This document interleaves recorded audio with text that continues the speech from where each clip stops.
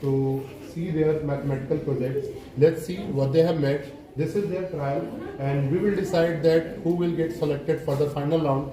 So let's get started with the first student, and please tell me about yourself. Here is our sir, Goswami sir, the biology teacher was. He also know about the mathematics, so we joined together to ask them questions. First, you guys tell about your model and your group name, project name, whatever you want to say. Thank you, sir, for giving this opportunity. My name is Somsi and our group name is Differentiator Trial. We make the project on some application of trigonometry by using this inclinometer. Use some high Y's so that the Y's will go there. We are using this inclinometer to measure the height of this building, which using the application of trigonometry. So when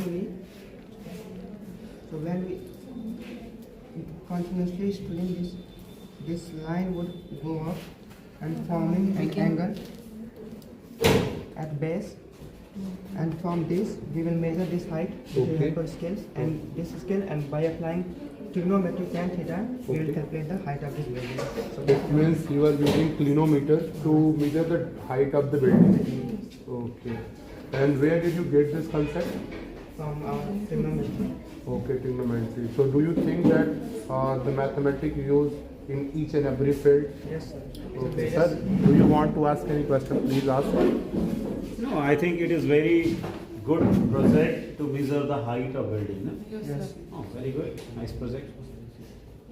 So do you tell sir that mathematics is also part of biology? Which concept you are using for measuring this height? Height and distance concept. So we will measure this angle, this height from scales or any measuring device, and by applying tan theta, we will get perpendicular upon base, and the perpendicular is the height of this building. I think it is based on the Pythagoras. Yeah.